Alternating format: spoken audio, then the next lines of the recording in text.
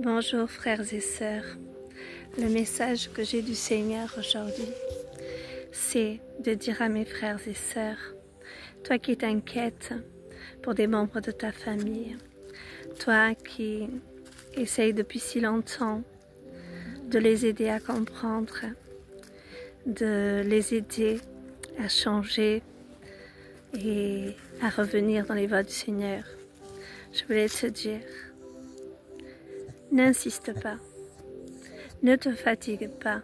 C'est pas par tes forces, ce n'est pas par nos forces qu'ils pourront être touchés.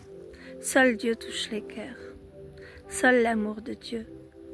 Et je voulais vous dire, frères et sœurs, quelle que soit la situation dans ta famille, dans ton foyer, aussi compliqué soit-il, le Seigneur me dit de te dire ce matin, mon frère, ma sœur, soyons des reflets de l'amour de Dieu.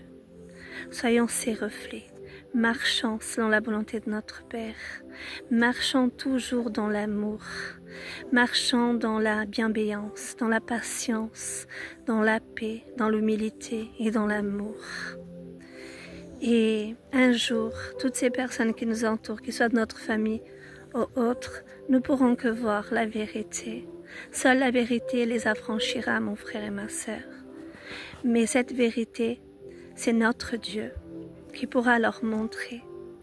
Alors nous, continuons à faire ce pourquoi nous avons été appelés, ce pourquoi Dieu nous a placés là, dans nos familles, dans nos voisins, dans nos églises, dans nos travails, quel que soit l'endroit où nous sommes.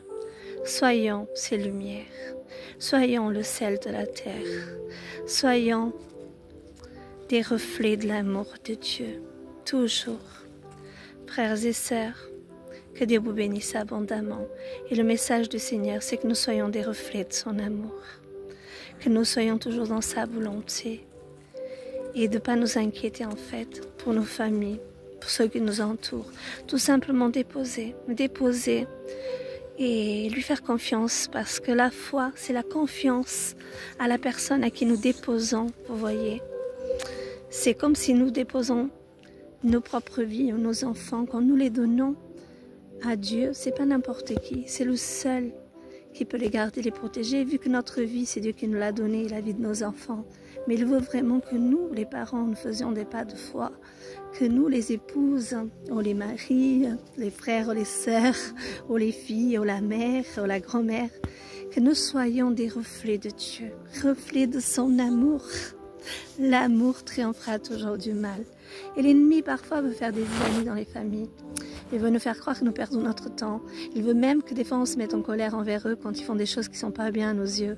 Ou qu'ils nous parlent un petit peu durement. Mais non, notre ennemi n'est pas humain. Ce n'est pas eux que nous combattons. C'est quelqu'un d'autre. Et remercions le Seigneur que lui nous a ouvert les yeux. Et que lui aussi ouvrira leurs yeux. Il les affranchira comme il nous a affranchis. Mais pour cela, vraiment, restons dans le fleuve tranquille. Laissons notre Seigneur, vous voyez, arrêter le vent et arrêter la mer, la calmer, vous voyez. Et le calme viendra dans les maisons, dans les familles, dans les vies et dans nos églises, dans tous les endroits. Faisons confiance à Dieu. Donnons tout ce que nous avons compris, que peut-être les autres n'ont pas compris.